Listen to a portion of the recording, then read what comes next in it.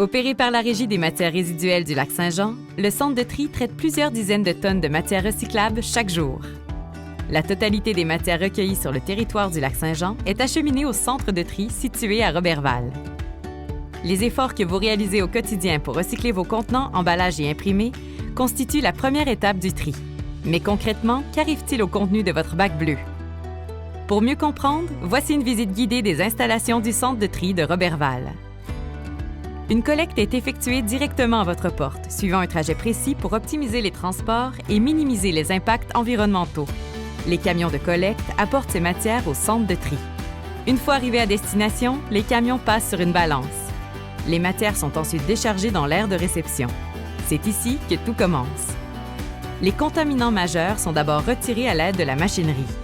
Les matières sont déposées sur le convoyeur d'alimentation vers le tri manuel. Les sacs de plastique souple sont retirés à la main vers une machine qui les compresse. Grand gagnant du prix Antonio Lemaire en 2018, cette innovation, créée en collaboration avec la Régie des matières résiduelles, permet de recycler les sacs de plastique au Lac-Saint-Jean. Par la suite, les trieurs retirent les matières non recyclables et les encombrants qui pourraient endommager les équipements. Les tuyaux d'arrosage, le polystyrène, les petits électroménagers ainsi que les casseroles sont quelques exemples d'objets qui ne devraient pas se retrouver dans le bac bleu. Si vos matières et vos vêtements sont encore réutilisables, vous pouvez aller les porter dans un comptoir vestimentaire. En prenant conscience de l'importance du tri de ces matières et en les déposant aux endroits appropriés, vous contribuez concrètement à l'efficacité du processus de récupération. Le reste de la matière poursuit son chemin vers un équipement mécanique qui permet de trier le carton. Une fois trié, le carton se retrouve à l'intérieur d'une case qui, une fois remplie, sera vidée pour être acheminée à la presse à ballots. Saviez-vous que ce dernier est principalement recyclé afin de revenir sous sa forme originale? Les matières restantes tombent sur un second convoyeur qui mène à la deuxième étape du tri manuel. Les plastiques sont séparés par catégorie.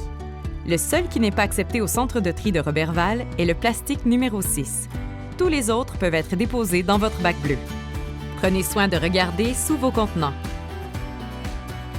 Saviez-vous que le polystyrène, qui est également identifié par le chiffre 6, est accepté dans les écocentres du Lac-Saint-Jean depuis 2016? Une fois pris en charge par les recycleurs, le plastique est transformé pour en faire une panoplie de nouveaux produits. Par exemple, des contenants de plastique, des jouets et même des vêtements en laine polaire. Les contenants d'aluminium sont triés à la main. Les canettes consignées sont retournées au programme de consigne géré par Recyc Québec.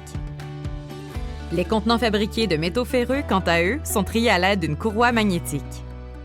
Une fois expédiés au recycleur, les boîtes de conserve seront fondues et pourront devenir de nouvelles conserves ou encore des matériaux de construction.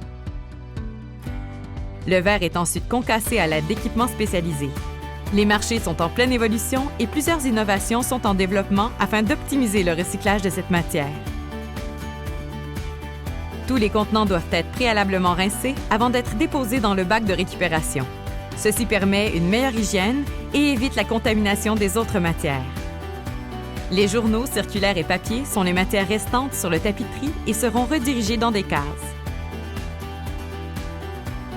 Une fois toutes les matières séparées les unes des autres, elles seront conduites vers la presse pour être compactées et mises en ballots. Les ballots sont ensuite entreposés et prêts pour l'expédition.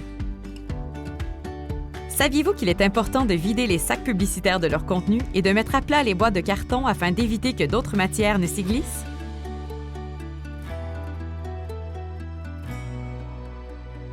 La participation collective, c'est la clé pour une saine gestion des matières résiduelles au Lac-Saint-Jean. Merci pour votre importante contribution.